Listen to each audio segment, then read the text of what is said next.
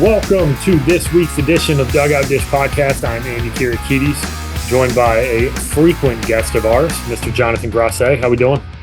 Not good. How are you? Good. Ready to chop it up. We've got some pretty world-changing news this past Friday that kind of officially went in. I think the ink dried on Monday around the new roster limits and scholarship rules at the Division I level. So we're gonna take some time and we're gonna unpack this. We've seen a lot of people tweet about it. We spent the last 5 or 6 days was Tuesday, so last basically 4 days talking to coaches around the country about this new rule, their thoughts, how it's going to impact them, how it's going to impact recruiting. So before we even get into this, I want to preface what we're about to say that, yes, a lot of this is, we're going to try to distill down a lot of our thoughts, but this isn't us babbling about what we think is right or wrong. Like we're here to communicate what the college baseball world is saying. And I think this is really important because there's definitely some significant impact that's going to happen immediately. And there's going to be some downstream effects of this in the coming years. That I think if you're a high school kid, if you're a college kid, this is really important information to wrap your head around. So we're not going to sugarcoat it. We're going to talk about what we've heard. We've talked to coaches from the SEC all the way down to Division III and taking this from a bunch of different angles. So anything you want to add before we kick this thing off? No, I think it's good for the sport. It's going to take some adjusting. But I think the overall, sentiment when you talk to coaches is that this is a long time coming. It obviously started a couple of years back when we talked about getting that third full-time assistant. Now we transitioned to basically a full scholarship model. It's a good thing. It is a good thing. It was a good day for college baseball. But that doesn't mean it's going to be, very good for everybody kind of moving forward in terms of learning the rules, relearning kind of how the recruiting process is going to work for a lot of guys. Going to take a lot of adjusting, and when you add, whatever it is, 22.7 or whatever it was, 22, something like that, 22.7 full scholarships to a sport that had basically half of that, and you over 2x your total amount of scholarships. There's going to be some adjusting that's going to have to kind of take place. But overall, it's a good thing for the game. At certain places, they're going to have 34 full scholarship athletes, which is phenomenal for college baseball. Yeah, I think one of the big mistakes that happens on Twitter, specifically, or X, sorry, Elon, is that people try to paint this black and white. And they try to paint it as a good thing or a bad thing. I think what we're going to try to do here is spend some time and give it its due diligence and work through this, because this is complex. And I think that people try to paint this as there's a new scholarship limit, there's a new scholarship rule, and here's what it is. But the nuance of this, the trickle-down effect, the impact it has on recruiting, the impact it has on roster structure, the impact it has on player development, on how coaches structure practice. These are the things that a lot of people don't seem to be talking about.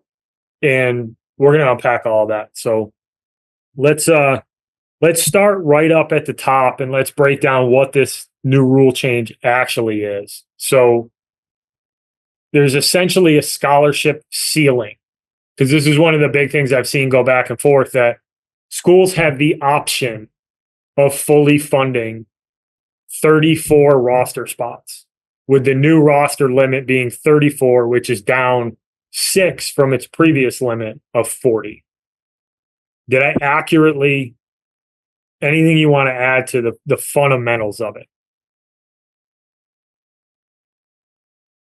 Yeah, I think that was one of the big things was that they kept going back to, and I know you saw this a lot on X or Twitter, the negative effect of, oh, it's going to be 34. Oh, it's going to be 34. Well, yeah, but the reason it had to go down to 34 was because that's where they were going to settle on the full scholarship number. Not that 40 wasn't the right number to probably be at, which it probably is when it's all said and done, but they weren't going to settle on that coming from the 11-7 if they were going to be if baseball was going to go to a full scholarship sport. So you settle on 34. There was rumors it was going to be 32, which I think is crazy. There was even some rumors out there that was 30, which would have been even crazier, but they settle on 34. I think that's kind of the happy medium number. We had been at 35 for, I don't know, what was like 15 years. We were at 35, maybe even a little bit more, even with the partial scholarship. So I think 34 is a fair number to be at. You're right at 34 full ones. And that's kind of where they landed. Yeah, and I think the important distinction here is that you do not have to fully fund 34. Because I've had a couple people ask me this, and they go, well, if you don't fund 34, you can't be Division I, right? No, that is false. This is going to be a program to program / institution to institution decision. Part of the reason that I think is important is because it can still be partial at schools. Like you can still offer a partial scholarship, that it does not make baseball a head count sport. It is still an equivalency sport, which means there are Title IX implications based on how many scholarships that schools ultimately end up settling on. I'm not going to get into the whole Title IX thing, but that's something that these athletic departments are going to have to take into consideration. And obviously it's an easier bullet to bite for athletic departments that are rolling in money than it is a smaller Division I school who might have to make a realistic decision of like, hey, if we're going to go from our previous 8 scholarships to 12, we need to fund 4 more women's scholarships. Do we have the money to even do that? So something to consider there. The other piece of the rule, and I don't know if we have a concrete answer on this yet. I think it's the one thing that's still kind of looming out there, but it seems to be that the information that we're getting is that your 34-man roster needs to be set prior to when you start your fall season. So there is no official rule on that yet. Right. But it seems to be the sentiment. They're anticipating you have to set the roster. They're basically telling, from what I'm reading and the research I've done, they're anticipating that prior to the first day of practice, you will have to be at your 34 number. Which might be one of the most important details of the rule change, because it's going to eliminate the previous model of bring 50 guys to campus, sort it out when we get here. You still may see that because there are individual sessions that can happen prior to your official fall season taking place. So you can get a look at some of these guys. But my sense is, if you're going to be a 34 full scholarship sport, you don't have wiggle room to bring anybody else on because your roster's already set. If you're now fully funding the 34, how it reads right now, and our understanding is that, yeah, like you could bring 40, but 6 of those guys will not be able to play at the Division I level in the spring because their clock would have started. And they would either have to transfer to Division II or Division III or junior college in order to be eligible. So like you're legitimately looking at 6 kids going to a school and then being told like you can't play here. I thought of this. I think it's the biggest part of the rule change is that one looming decision that has to be made still. Because I think it changes everything. I think it changes how many schools want to go to 34. Because obviously you could go up, you could be partial and go up to 28. So if you don't need to make a roster decision, well, then you can go up to 28 and you can bring in 6 guys on, no money, but you could bring 30 guys in theoretically on no money and basically choose the best 6 if you wanted to. If that rule is going to be after the fall, which there are some people that are saying that they think it's going to be after the fall. From what I'm reading, again, I'm hearing it's going to be basically first practice. But I think that part of the rule is more important than even going to the 34 full ones and the 34 roster limit. Is when do you need to make the decision on what your roster is? It's so important to my decision, just because we've done this a long time. We've worked at, the highest level. Like they will find loopholes for wiggle room to bring in more players, because we'll get into this in a second, but the practice implications, especially in the fall, I think are going to be huge with only 34 guys, especially when you're talking about some programs between 50 and 70 players in a fall. That one rule will be a huge part of this whole thing. 100%. Next question. I think this one's pretty straightforward, but you definitely got to clarify this. Will all schools go to a full allotment of scholarships? No, all schools will not go to a full allotment. From what, again, I've seen, I think you're going to there'll probably be somewhere between 40 and 60 that will go full allotment right out of the chute. And I think that it may even be a little bit high, but we'll just call it 40 to 60. I think most will settle around 20, if I were to guess. So what that means for 20, we'll just call it 20. You can have 20 full scholarships that 28 players can be on that money. So you will have to have 6 players on the roster that are going for free, non-baseball money. If you don't full fund the 34, is what they're saying, is then you can partial it up to 28, and you can have as many as you want up to 28, is basically the rule. So if you have 20, you could have 20, you'd have 28 guys on, whatever you want to call that, 90% or 85% or something like that. Yeah, and there seems to be a touch of gray area around that, as well as, like, if you don't fully fund, can you just spread it across the 34? But either way, I don't think you're seeing, to your point, I think you're looking at 75 to 80% of college baseball is not going to fund fully. And I think a good portion of the schools in that 80% that don't fund fully, I don't think they're going to move the needle at all. And I know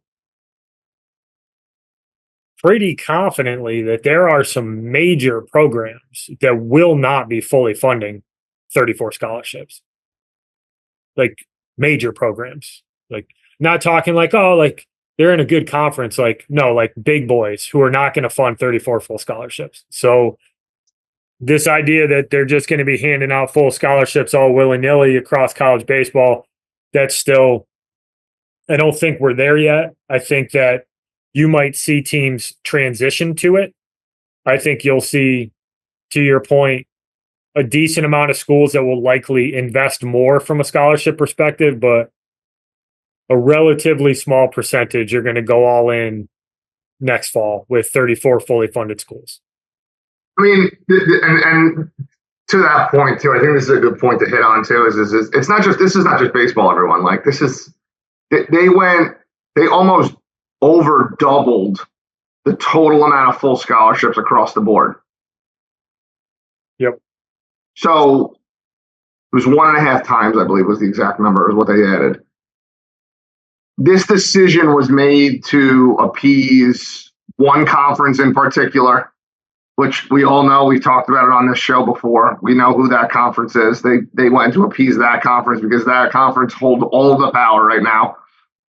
And they went to appease, probably another 1.5 conferences, we'll call it, when it's all said and done, in terms of, there was probably 2 or 3 others that, had some input in terms of how they wanted scholarships, and basically were like, we can just pack our stuff up and get out of here if you guys don't, give us the green light. So that's why we are where we are. So it's not just a baseball thing. This is an across the board thing.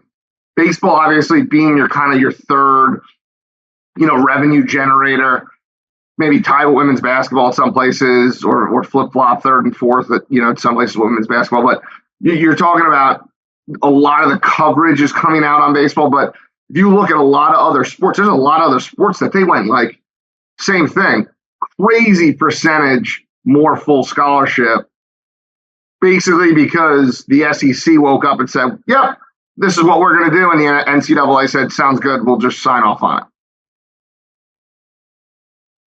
Yeah, I mean, we've talked about this, but at this point, the NCAA needs the SEC more than the SEC needs the NCAA. And we can talk about, we'll talk about the future of this later on and how this might be the first step to another major change. But what's the immediate impact to college rosters, right? And more specifically, I want to focus on the 2025 class that's currently getting recruited. And then I also want to take a couple minutes to talk about the impact this is going to have on current college players that will be stepping foot on campus this fall. But let's unpack what's got to happen between now and next September for these schools and how this is going to impact the 2025 class. Yeah, I mean, I think the biggest thing you have to look at, right, is there's 6 less players in the roster. You know, that's just kind of your immediate knee-jerk reaction because it's just simple math, right? We're going from 40 to 34. Not everybody has the 40, but, you know, almost everybody does, you know, at this point. You know, maybe outside of a couple Ivies and Patriots, but for the most part, most schools are going to have 40. So you minus 6 times 305, and, you know, you get 1,800, and there's 1,800 kids that are either expecting to be on a Division I roster or are currently on a Division I roster that will be eliminated. Because everyone recruited, you know, especially the 25 classes, as it's going to be 40. It will be interesting. You know, it will be interesting. You're basically going to go to an 8-9, 8-9 type of model, which there are schools that have 12, 14 guys committed in the 2025 class already. So the math doesn't even add up. Never mind the transfer portal. You're going to want to save a couple spots for that. You know, obviously you'll lose guys that you didn't think of based on the transfer portal. And you could look at it and say, okay, well, hey, our transfer portal spots are going to be, you know, basically 1 in, 1 out. Which I've heard some schools use is like they'll kind of just operate the portal just kind of 1 in, 1 out. Interesting way to look at it, but still at the end of the day, you guys still have to look at this thing and go 8-9, 8-9. You got 12 guys already, and it's year 1 and year 8. Like, you got to get rid of 4 players, and that's saying you're only going to go 1 in, 1 out on the portal. So, like, it's going to make some very interesting conversations between now and signing day.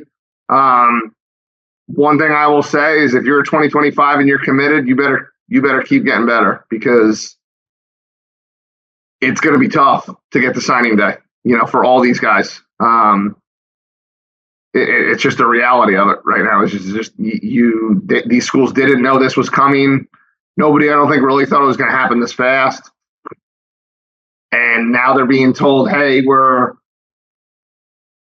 75% or maybe even more through our 2025 recruiting. And now we're being told we have 6 less roster spots next fall. Oh, and you have to make the decision potentially by, you know, maybe September 1st or, you know, August 29th, whenever you guys start school. If that is in fact true, like, you know, I mean, and you're a school that plans on having, you know, 48 to 60 players on your fall roster. Well, now you're cutting, you know, somewhere between, you know, I mean, you're cutting almost half the roster at that point. So it's a huge deal, especially for the schools that plan on carrying bigger rosters in the fall to get it down, you know, lower.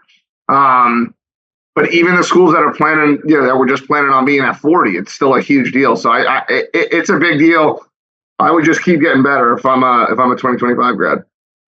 Yeah, I mean, think of it this way. So say you've got 10 kids coming in and you know you're graduating 10 guys. You still need to purge 6 players minimum.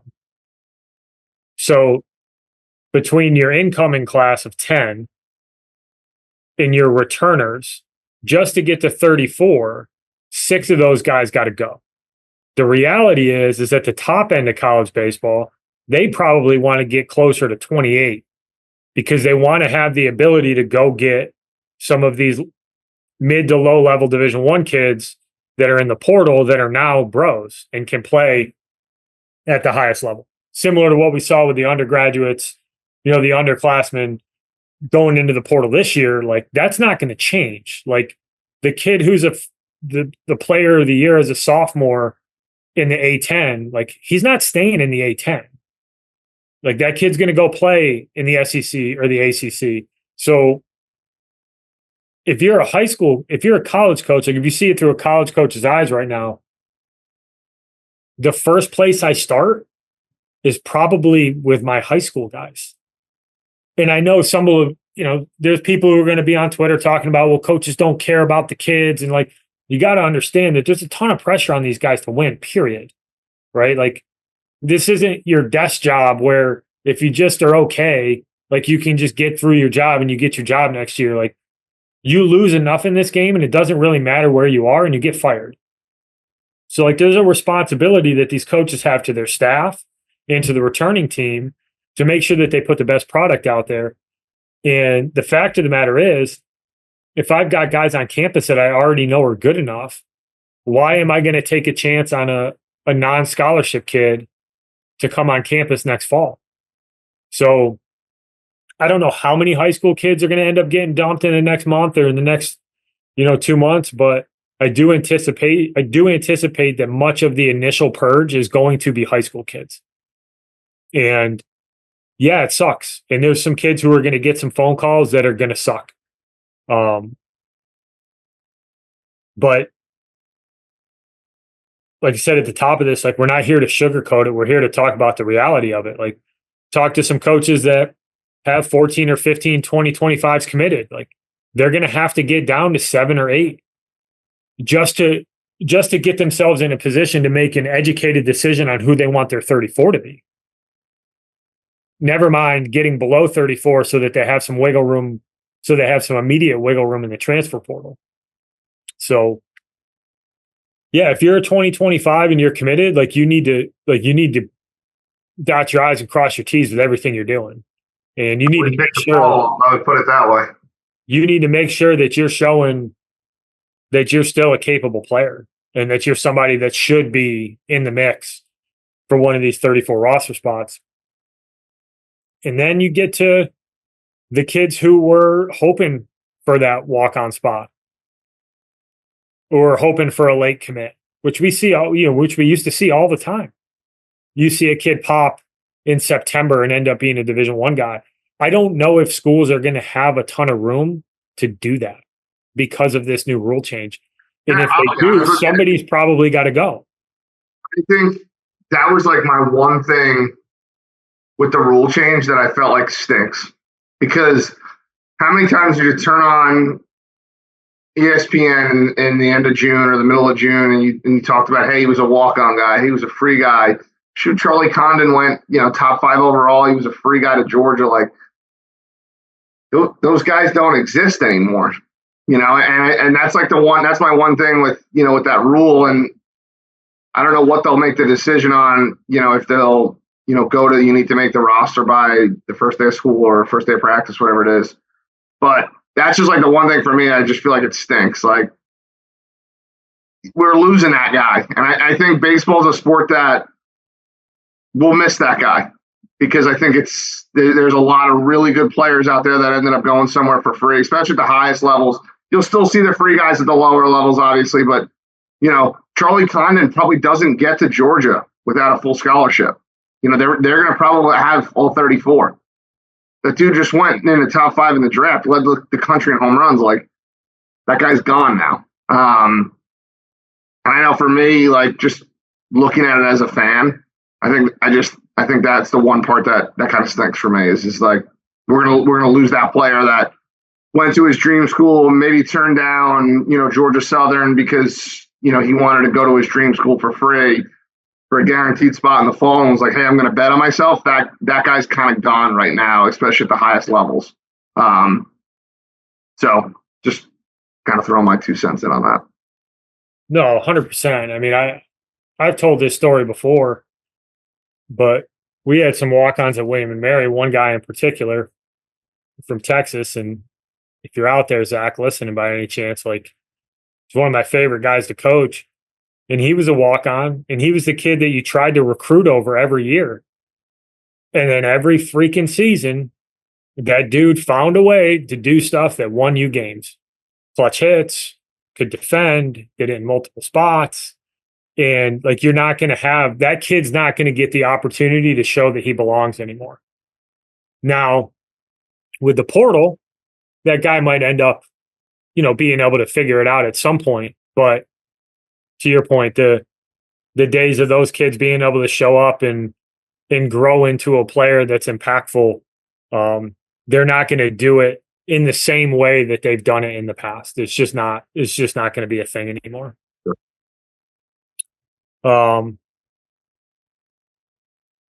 How's this impact current college players, man? Get better, because kind of like when I said the 25s, I wouldn't take the fall. I wouldn't take anything for granted. I think even more so now than ever that, kind of to your point where what you just said about, looking to recruit over a guy, like that's going to be more and more the case. Nobody's going to be safe. So you better be the best 9. You better hope you're going to be playing a lot. My other thing to that would be is like kind of the combo to the 25s, and I know we'll get to the 26s here in a second, but you better go somewhere where you're going to play. If you're going somewhere to sit the bench and be player 34, you're not going to finish there. That's just a reality, because player 34 will be a rotating door for 4 consecutive years that you're in college.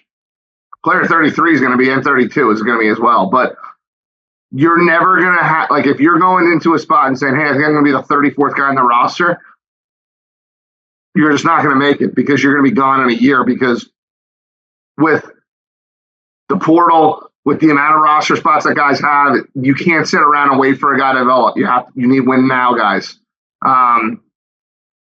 So you want to go somewhere when you make a decision, and if you're there right now, great. But you want to go somewhere where you are going to play, and you are going to play immediately, because otherwise you are going to have to redo this process, and because you're going to end up back in the portal. Yeah, bare minimum, you need to find a role. You need to find a way to contribute to that team almost immediately. And for different guys, it may not be that you're a starter. It may be that you're a defensive replacement. Like, you better do something early in your career that impacts the win-loss column in a positive way. And the other thing, right, like, coaches are going to be splitting hairs on these decisions. And they're going to have, at the back end of every year, they're probably going to look to get below 34 because of the portal. Some of it's going to happen organically. But specifically for this upcoming season, that coach better like you, man. You better not be a pain in the ass. You better not be the kid that I got to worry about going to class. You better not be the kid who doesn't show up to the bus on time. You better be the kid who shows up in the right practice uniform. You better not be a problem in the dugout. You better not be a problem off the field. Like, you need to make sure that if you're not going to be a starter, you better be a guy that coach values as a piece of the roster. You better bring something to the table that distinguishes you from the other guys. And if you're going to be whiny and you're going to bitch about playing time, and you're not going to be good in the weight room, and you're not going to be a good practice player, you're going to put yourself in a situation where that's all a coach needs to say, hey, man, listen, we caught you drinking twice in the fall. You showed up late to 3 practices, and like, we don't need that. See you later. Like, coaches just, there's going to be even a shorter leash for bad behavior. And bad behavior isn't always about getting in trouble. It's about not being a good teammate. It's about not showing up every day to practice hard. Like, the kids who do that, when push comes to shove, the coach is going to keep the dude who does all of it, who does the small stuff really, really well. And I think I think the it's nail on the head. paramount regardless, but I think it's going to get magnified in this calendar year. You hit the nail on the head. It's so razor thin, these decisions that they're going to have to make. It's so razor thin that why would you deal with the headache? Why would you deal with the headache? There's no point. There's so many kids vying for that spot. And I would even go one further. If parents, you're listening to this, I'd be very careful with how you act and how you interact with that coaching staff, because you're going to also be a part of that decision. That's the dad's a headache. I'm not dealing with it. Let's just dump him. That's a real conversation that will happen in an office in the next 12 months. And I would be very careful with some of the things how people have acted the last few years, especially the last 5 years, I would say, in terms of parents trying to get involved and reaching out to coaches and different things like that, feeling like you're entitled, because that stuff is going to be eliminated very, very, very quickly. Because if you plan on reaching out, unless it's something serious in terms of health, money, something along those lines, I would be fairly confident to tell you that your son is going to be in the portal and by the end of the year. Fantastic point. Everything is going to matter, and you need to. We said it right before we started, but I think the reality is that if you want to make a college roster for next fall and you're currently on a team, it's not being one of the best 34. You need to be one of the best 28. Because I do think that a lot of these schools who have the ability to go into the portal and bring in experienced players, they are not looking to get down to 34. They're looking to build in wiggle room to go get immediate impact players. So the reality is you need to be one of the best 28. I think that's kind of where you need to set your bar. So don't give them an excuse. Don't give them I shouldn't say give them an excuse. Don't give them a reason. Make their decision wildly hard because you did everything the right way. And you still might not end up on the right side of the coin. Period. You could do everything the right way, and a coach might sit you down at the end of the season and be like, "Hey, bud, we'll help you, but it's not going to be here." And there's not. I want to make this really clear, because I think that coaches sometimes get painted as these just inconsiderate, unempathetic people that make decisions just based on baseball. There's not a single coach who is looking forward to making a call to a 25 or having to sit in the office and tell a kid he needs to go somewhere else because of a rule change that was out of their control. There's nobody, even the scummiest coaches in this business, do not want to have that conversation because they understand the magnitude of it and they understand the impact that it can have on these kids and some of these families. So none of this is happening lightly for any of these coaches. These are hard decisions to make, but they're decisions that they have to make, period. There's no way around it. That's a good point. Really good point. I want to, before we get to the 26s, because I think this sets the table for the conversation around the 26s, I want to talk about the impact of this rule from a coach's perspective. And there's two big things for me that I've heard and that me and you have talked about, but I've heard consistently from the dozens of coaches that I've talked to, and I know you've been on the phone constantly. The impact this is going to have on roster structure and the impact it's going to have on practice. So let's start with the roster structure. And I think a lot of people who haven't coached or haven't been in this business in some capacity for an extended period of time, 34 is not a lot of players when you think about it. When you start to think about, you're probably going to have an 18-16 split would be probably the most common split. 18 pitchers, 16 position players, right? Maybe somebody goes 19, maybe somebody goes 19-15, something like that. But we'll just call it 18-16. This reduction makes it really hard to truly inter-squad and run really thorough practices that coaches are used to running because of this new roster restriction, right? And like, you handled pitchers, I handled position players. I want you to take the pitcher perspective on this. And like, as a pitching coach, how does this change what you do? And how does it change how you plan to develop guys in the fall? And like, what does that look like? I mean, I think if you look at it right away, right? Like, okay, so you said we're just going to call it 18. So let's say no injuries. I was going to say no one shut down for the fall. So let's just say we have all 18. You know, you're going to build guys up. Usually you build guys up to about 2 innings. That's usually your first inter squad is 2 innings. Well, you got to play both ends of the inter squad because you're playing each other. So that basically takes you to, 36 total innings. Well, that's 36 halves. So you look at it and you go, all right, well, that's 36 halves, so that's 18 full innings. So you're basically playing a 9-inning game twice your first weekend. Just to put it in perspective, traditionally in the fall, you're playing Wednesday, Friday, Saturday, Sunday. At least 9-inning games, potentially more, depending on how many arms you have. So we just went from 4 inter squads. So now you took all those 16 hitters, and again, you maybe have a couple less hitters, but you just cut their at-bats down in half because you're only playing 2. You can only play twice. Now, 2 guys have to get shut down because they pitched in summer ball, plus they pitched 100 innings for you. Now you're down to 2 8-inning inter squads.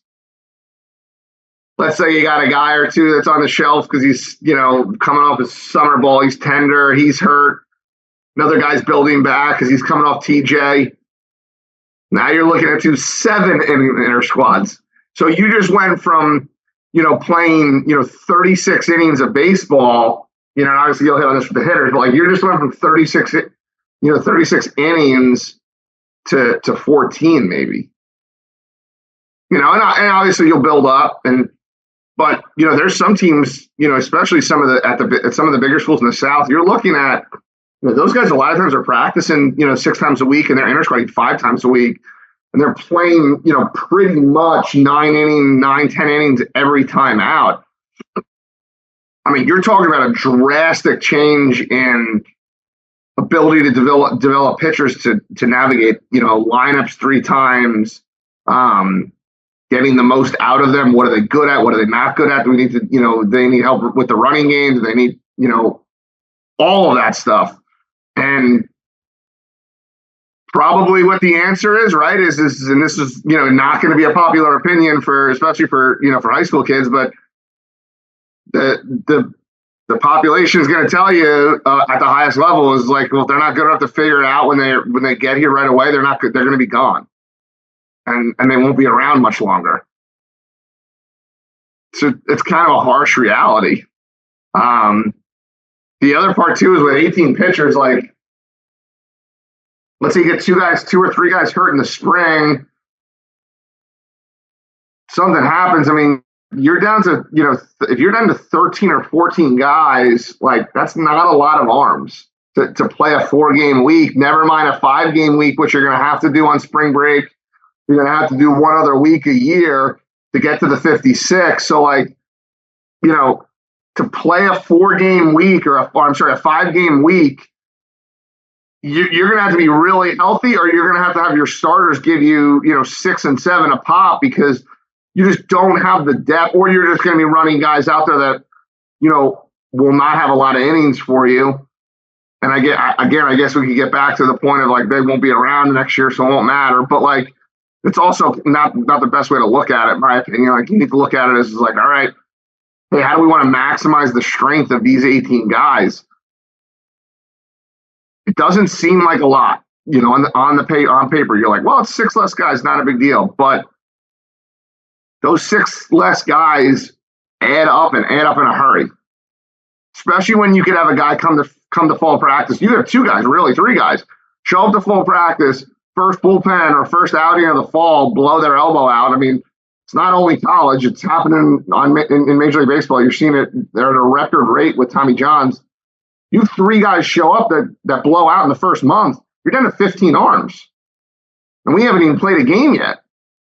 We might have barely only played each other at that point. Like we might have only been in indies. But when you have to make that decision right away, it makes it tough. Like, and it could literally could be the difference between you winning and having a great season and having a terrible season. Just having 3 or 4 guys get hurt in the fall.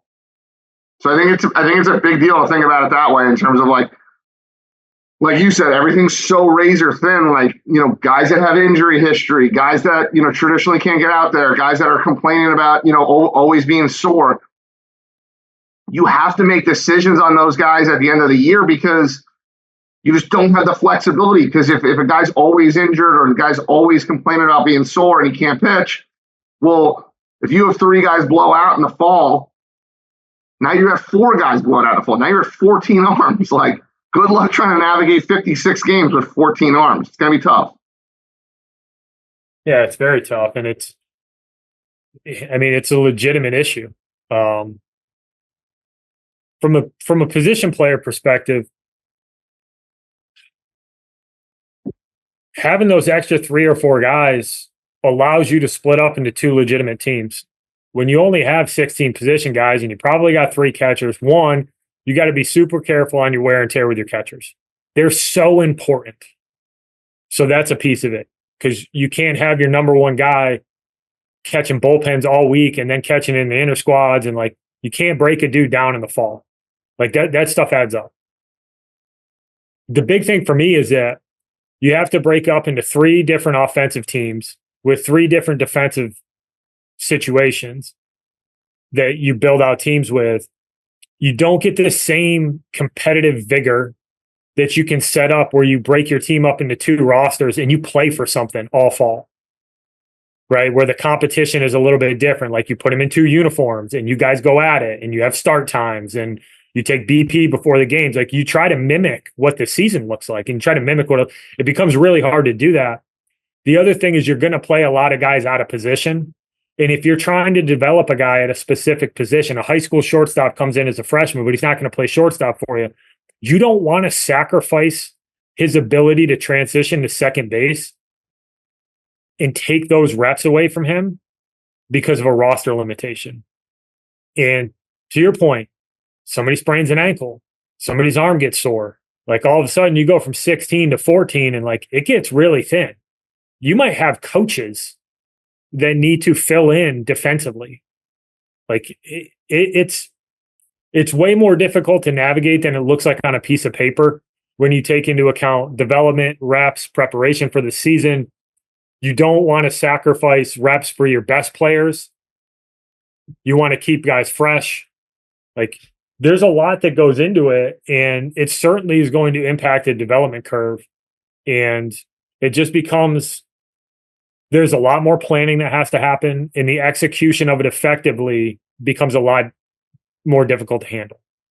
Yeah, I'll be honest, I think the biggest part of the rule change, who can practice the best? What coaching staff in the country figures out how they're going to practice when they're used to the 55, even 50-man roster in the fall? Who can figure out how to navigate it if it is only going to be 34 and you have to make that decision? Who can navigate that 34 better than everybody else or at a higher level than a lot of other people? And I think that will play a huge part in who's successful and who's not at the end of the year. Yeah, creativity around sim games, how you break up your skill work, how you move guys around. Like you really need to have a plan. Because you don't want to be throwing dudes in positions that they're never going to play just because you have to fill a spot on a defensive rotation because you're kind of wasting some time over there. But yeah, coaches are going to have to be really thoughtful. And I mean, the thing that I keep coming back to is like, you better keep your fingers crossed that guys don't get hurt. You lose 2 arms, you lose 2 position players in the fall, and like all of a sudden your practices become a little bit janky. And like you got to get really creative with how you're going to execute and how you're going to plan that out to make sure that those practice days are as effective as they can be. Because one of the big reasons that kids get so much better when they get to college, right? I think this is a fundamental flaw with travel ball in high school is that nobody practices. Travel ball, you just show up, you play Thursday, Friday, Saturday, and then you go do whatever you do for a couple days. Guys go hit off the tee, they hit with their hitting coaches, whatever, but they don't practice. College, you practice baseball. You play games. There's sim games. There's inter squads. You try to put your kids in as many game-like situations as possible, because once you get there, it's usually not the skill that is the difference maker. It's your ability to play the game. Are guys in the right spots? Does the ball go to the right place? Like being able to coach up the gameplay stuff. Can you put in your offensive system, right? If you're a team that likes to bunt and run, like that's a big portion of how you need to teach guys. Game situations are the best way to teach a guy about base running. Like you can take them over to first base and go, this is a 12-foot lead and this is a 13-foot lead. And this is what we're looking for when we're trying to steal a base. You need to put kids in situations where they fail so you can coach them. That's how kids get better. And this is going to it's going to reduce the amount of time that a coach has to really coach the gameplay and the stuff that ultimately is what decides whether you win or lose games. Because you get in the SEC, the talent margin is way thinner than people think. A lot of it is gameplay and not making mistakes, which you could flip that on its head and just playing clean baseball. That doesn't happen by mistake. It happens because they get coached really well. And they get coached on those situations, the first to thirds, how to score from second on a base hit to right field, cuts and relays, the ball going to the right place, keeping the double play in order. Like you can't coach keeping the double play in order just on a chalkboard and just in a pre-practice setting. You need your outfielder to throw to the wrong base so that you can stop the scrimmage and go, hey, this is exactly what we talked about. This ball has to go here because we need to make sure that the double play is in order so that we're one pitch away from getting out of this inning. And the consequence of you throwing it to the wrong base is now we have a guy in scoring position. So now we're not only pitching in a higher stretch situation, but now they have an opportunity to score a run with a single, where if you keep that guy on first with a guy on the mound who traditionally gets ground balls at a high rate, we're one step closer to getting out of this inning. That conversation doesn't hit on a chalkboard. It hits in the moment where the kids realize, oh, now I know why that's important. But you're reducing the amount of times that scenario comes up. So now you no longer have the ability to make that correction in the moment, which ultimately, when you get into conference play, that situation is going to arise and you might win or lose a game, not because of a hit or because of a walk or an error. You might lose a game because a ball didn't get delivered to the right spot. And that's the stuff for me as an offensive coach and a defensive coach that I always come to around practice, is that we always tried to create an environment where we wanted you to play free and easy so that we could coach those situations up. And you're just going to reduce the opportunity to do that. Yeah, I think it's a really good point. It's the practice is going to be a huge part of it. It's way different for a lot of these schools. It's way different. I mean, even like you go from a pitching perspective, you need a young pitcher to have the base running turn into a merry-go-round for him to really understand how important it is to manage the running game. And it's hard to coach that up in the bullpen if nobody's stealing second or nobody's stealing third. But if they're doing that in an inter squad, now you can take that kid after the game and go, hey, this is why we talk about why you need to be a 1-3, or why we need to vary looks, or why your pickoff move needs to get better. Like the context for coaching is so important, and you need those moments in order to help guys get better. And I think it's going to be tough on some of these college coaches. They're going to have to get creative and incredibly detailed with how they go through that process. Yeah, for sure. And changes are coming. There's a lot, and again, it's more than just this, piece of paper that says. And again, I know I said it earlier in the show.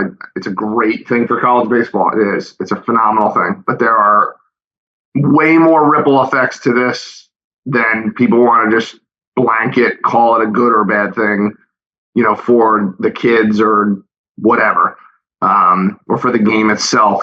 It is a good thing when it's all said and done, but there's going to be some adjustments that are going to have to be made. I think there's going to be some adjustments that will have to be made probably within the rules as well, right? Like I think, if we look at this thing in, 24 months potentially, and it's a disaster with the practice and coaches are all complaining, and, then obviously they'll have to go to their representatives and maybe revisit it. Maybe we don't have to make the decision before the fall. Maybe we can have more on the roster than, in the fall. But for right now, in the short term, it's a huge part.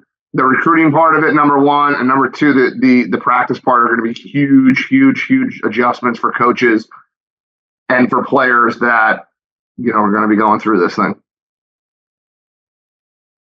I want to kick the roster structure thing down to the 6th point we're going to talk about, because I think it fits nicely with how coaches form a recruiting class. But I want to move on to, how does this impact the 26 class?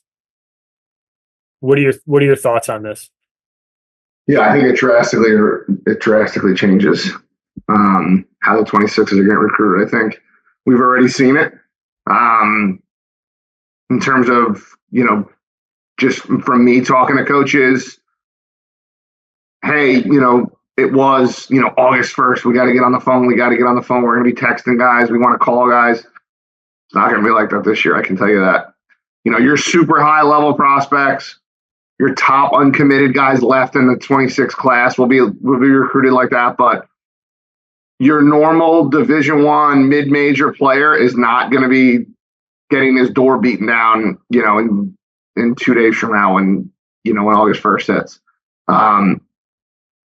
Everyone kind of that we've talked to, I know you said the same thing, like 26 is like, hey man, like, you're going to be in Arizona at the Junior Fall Classic. Will you be in Fort Myers? Like, send me the guys I need to know about. Get them on our board. Good. Not been like that in years past. I think it's imperative that guys play in the fall if you're a 2026, because there's going to be such a long gap between now and March 1st. Or the end of the fall and March 1st, that, it's going to be very easy to fall through the cracks. But I think the biggest thing it's going to affect is you're going to think about it like this. I used this example before. Charlie Condon went to Georgia for free as a walk-on. He doesn't go to Georgia for free as a 2026 grad. He takes the scholarship to Georgia Southern, which means that takes a spot from a kid that would have taken maybe a walk-on spot at Georgia Southern. That player now has to go to, I don't know, William & Mary, we'll call it, right? He goes to William & Mary. Well, that William & Mary spot now is taken from a player that is a higher level. Now that player that was going to go to William & Mary, his spot's gone. So now he has to take a spot. And you just keep trickling that down. Then you go to Division II. And the high-end Division II guy isn't going to the mid-major Division I, to the mid-level Division II, and it just keeps trickling down. And now all of a sudden you look at it and you go, there's way less spots for high school players, because that high-end guy, that would have been 38 or 39 on maybe Georgia's roster or South Carolina's roster, whoever, is no longer going there. So he needs somewhere to go. So it trickles down to the mid-major, to the lower major, to the lower end Division Ones, and it just so on and so forth just keeps trickling down. That there's just, and now again you're taking 1,800 less players total at the Division I level that are disappearing. There's a lot less spots for guys to go to. And I said this earlier. If you want to play at the highest level of this game, you want to play professionally or you want to play in the SEC, you need to go somewhere as a 2026 grad where you can play and get stats. It doesn't matter the level. Just keep playing, keep doing your thing, keep putting the stats out, and you will be able to play this game a long time. But going somewhere and them telling you we think you're going to be player 34 or 33 on the roster, that you're, in my opinion, you're completely wasting your time. It's too hard. We just broke it down with, you're probably going to get down to 28 every year. You need to go somewhere where you can play and prove how good of a player you actually are. Yeah, I mean, there's 300 power three players basically that no longer will be playing at that level. And that speaks to that trickle down effect that you're talking about. And I think the big thing that you were driving at is that the barrier to entry for college baseball, period, has gotten significantly higher. Like kids who were Division One scholarship guys 5 days ago could very well end up on Division Three rosters now. So those guys who go through the process thinking like, oh well, I'll just play Division Three baseball, like it just got way harder. Period. And like if you're a 2026, you need to be improving, and like you need to really look yourself in the mirror. Like if you're a legitimate Division One type guy, like you need to play this fall.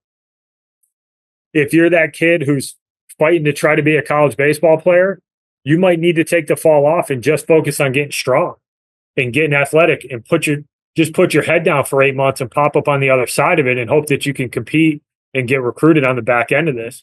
So I think each individual situation is going to be a little bit different, but it's just college baseball is competitive enough as it is, but it just got a lot more competitive. And for this 2026 class, you need to be open to the possibility of going to places that you can go and play, because the portal allows you to move around. But if you want to figure out how good you can be in this game, you need to go somewhere where you're wanted. And it may not be a Division One school, might be a Division Two school, might be a Division Three school. But not only is your experience going to be better, but you're going to have a chance to figure out how good you can be.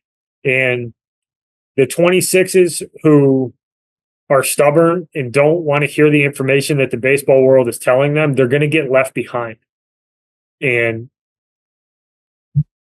it's wildly competitive right now. And when you couple the roster reduction with the transfer portal, it becomes really, really hard to play Division One baseball. And yeah, like you have to recognize that that's the reality of the situation that we're in.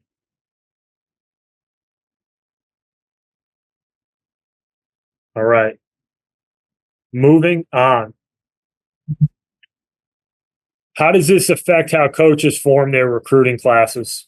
I think there's a lot to unpack here. I want to talk about recruiting class size, what the composition of those classes look like, and then I want to speak to some of the traits that coaches are probably going to value more than they may have valued earlier because of the roster reduction. So, what are your takes on some of this?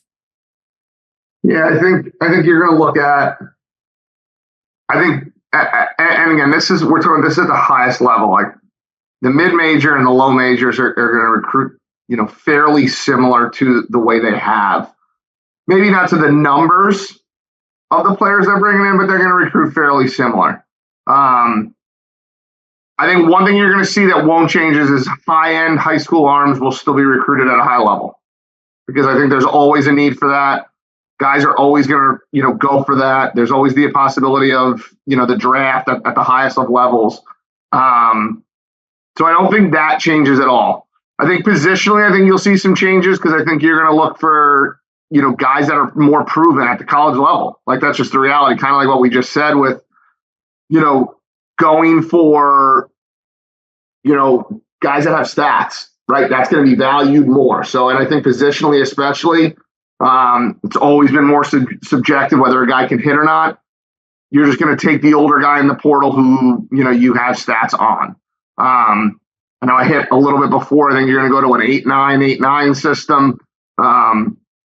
And I mean, you talked about that earlier, Andy, too. Portal, I think, will be, I think it depends on your school, I think, in terms of like roster breakdown. Like, are you a mid-major that's getting crushed with your younger players, in the portal? Then you may be a school that may not need to worry about the portal, because you're going to worry about hey, we're going to be able to go with that 1 in, 1 out system. Hey, we're going to lose 6 guys, but we'll bring 6 more guys in. That could, play a part, but I think that's an individual school to school basis on that. Junior college, does junior college baseball start to diminish a little bit? I think that there's a part of that could happen, because I think you're seeing a lot of Division IIs and Division IIIs and even mid majors that are kind of operating like junior colleges now, where, hey, you don't have any grade issues, you want to go mid major, but I really want to play at the highest level. You go somewhere, you put the stats out, you go into the portal, and then you leave. That could play a part of it. The one thing I'll say, and I know we have this on our agenda, and I worked at a place that we didn't have 35 when everyone had 35. So when I was at Brown, I was in the Ivy League, we had like 28. It was 8-7, 8-7 at the end of my tenure, but it was a little bit less than that earlier on. And one of the biggest things that I will say is that if you can find guys that can do multiple things, versatile players, can play first base, but can also play left field and can swing it and is left-handed. I'll just give a good example right there. He's way more valuable than a right-handed hitting first baseman who can only play first. The shortstop who can really run, that maybe projects actually in center field, but also could be your starting shortstop as a freshman, really valuable. Your catcher that maybe can play first base, that can help you out on a Tuesday, super valuable. Guys that can do more and play more and are more versatile are way more valuable in this system with a limited roster than they were 2 weeks ago with 40 and basically unlimited in the fall.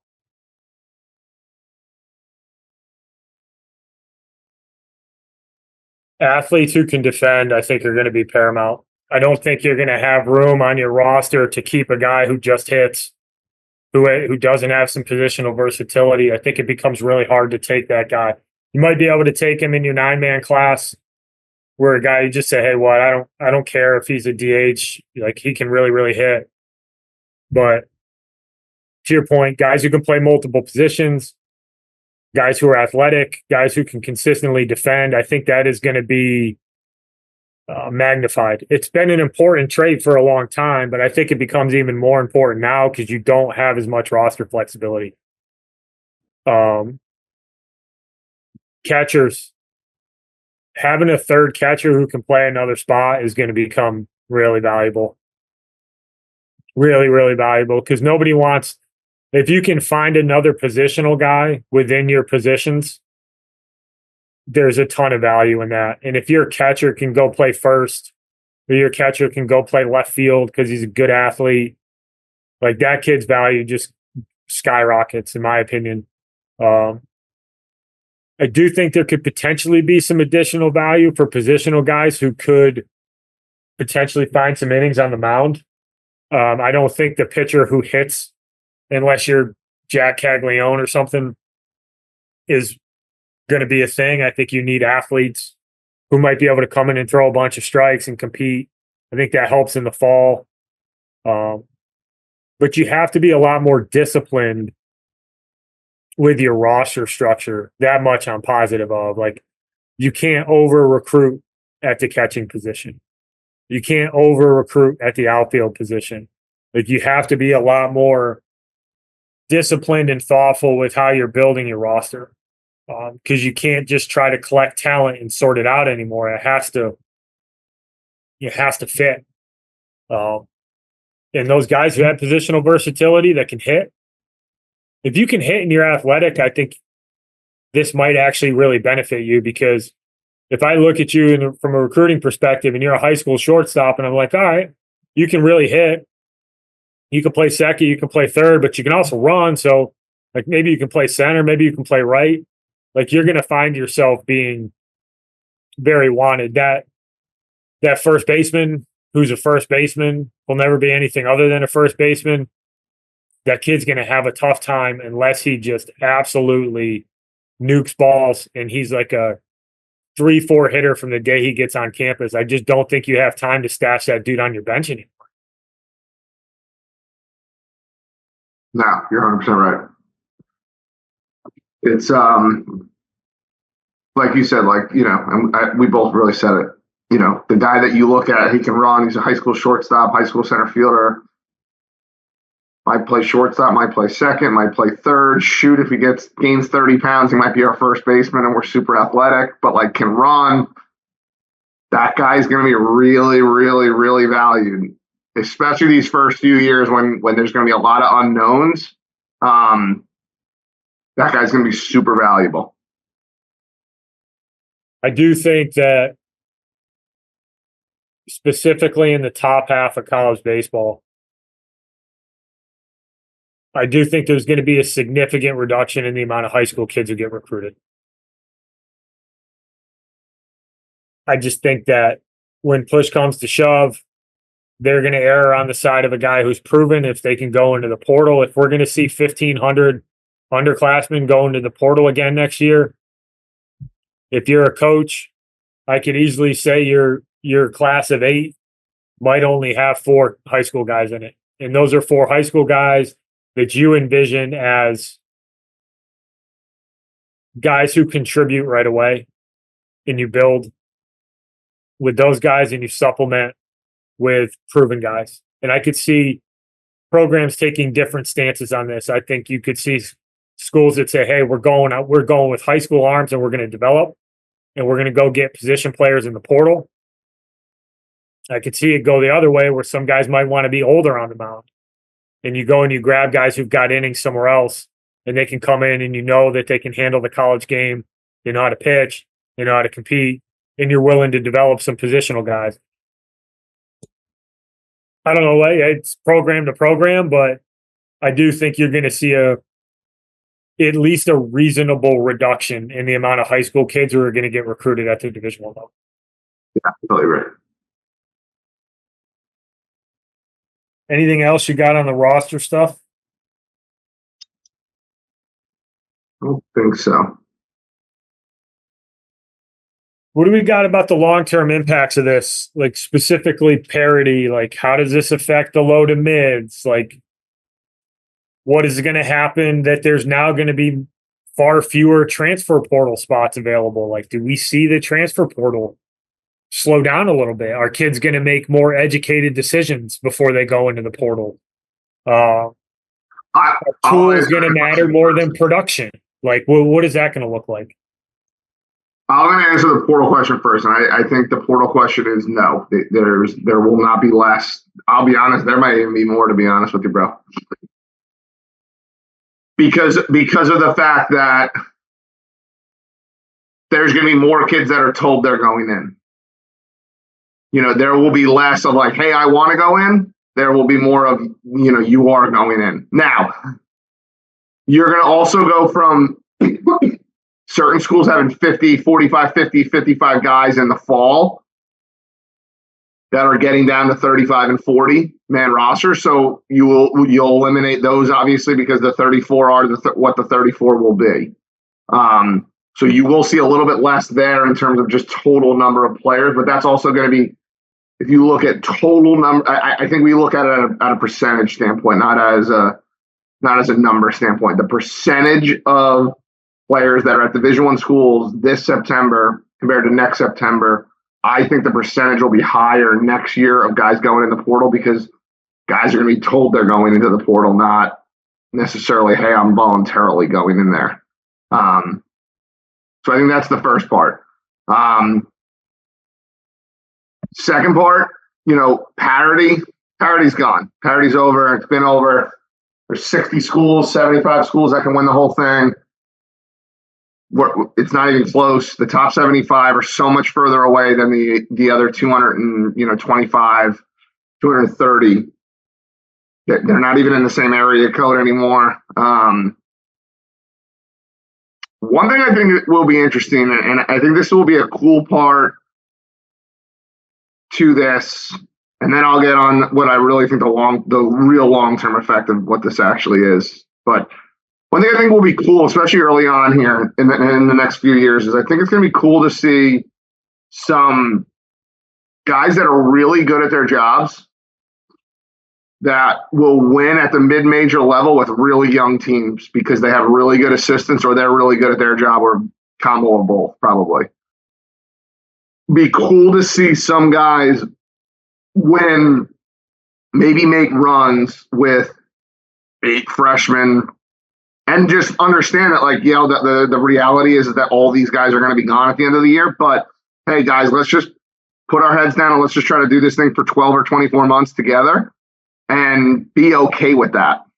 Because I think that's what's going to have to happen, right? These mid-majors, these mid-tier schools, you aren't going to win with seniors. It's not like it was back 10 years ago. It's not like that Coastal team that won the Natty that's all older guys, free guys. That's not the case anymore. The mid-majors, and not that even Coastal's a mid-major anymore because they're not, but at the time they were.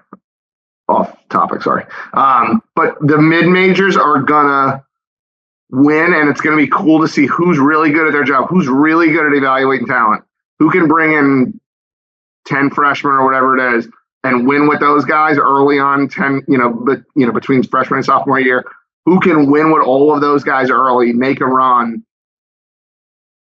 And then obviously they'll probably leave because they're going to go to somewhere bigger and what they perceive as better. So I think that will be a really cool thing to see. I'm excited to see that. And I know me and you talked about that the other night.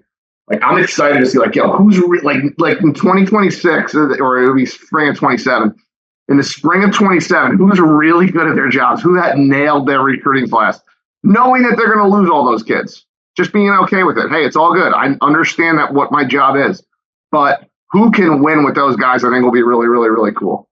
And then long term, I've said this on the show before, and I stand by this, is we're getting to a point, we're getting closer. We got closer on Friday with the scholarships. There will be a 1A, 1AA where it's inevitable. We're just on the clock.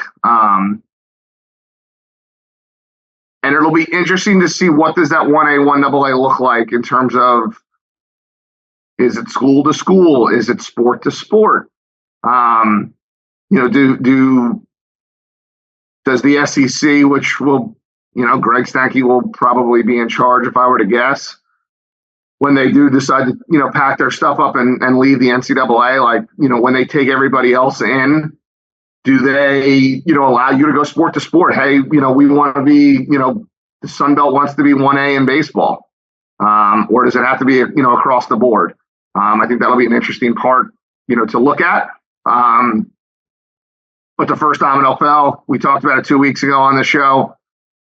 I said it then. My stance doesn't change. It's the NCAA's on a clock. Their clock's running out. It's might as well be running in the in their meeting room like it's like they're counting down to the new year, because that's the reality of it. It's coming up. It's just when does the SEC and the Big 12, and as of right now, the ACC, but that might change too. It might just be the Big 12 and the SEC, obviously, with some of the news that has come out in the last few weeks. But, when does the SEC and the Big 12 take their ball and just go home, together with it? So that's the reality. That's where we're going. It was a great day for college baseball. We got, 34 full scholarships. We added 23 and change to the pot, or 22 and change to the pot. More money's getting pumped into it. All good stuff, but there's also stuff that, needs to be talked about that will be ripple effect to this whole thing.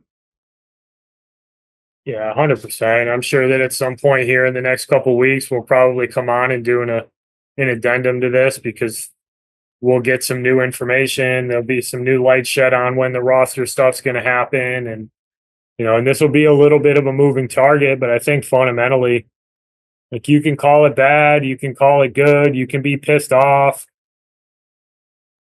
I don't think you really have a choice. You kind of got to understand that things are changing, and, coaches are going to have to change. Players have to recognize the change. Recruiting is going to change. Where you fit in the college baseball landscape just changed, and you're going to have to fight for every opportunity that you want to get. There's not going to be any handouts. There's far fewer spots. It got a lot harder to play college baseball, and you can be mad about it. You can use it as an excuse for why things don't go your way or whatever it might be. But the reality is, this is what it is. This is where we're at. So, anything else you'd like to add on this topic? No, I just appreciate you guys having me on. As always, thank you. It's always good to chop it up, talk about college baseball, especially with the ever-changing landscape that we've seen the last, really since I would say last April. It's been a wild 15 months between the new contact rule and now the roster changes. Like, and to your point, it's going to be interesting to see when the NCAA no longer becomes useful for some of these big boys, which we've talked about previously, is it's on the horizon. So like the New Year's Eve clock, brother. It's just ticking away. That thing's just Mark Emmert's office. It's just ticking.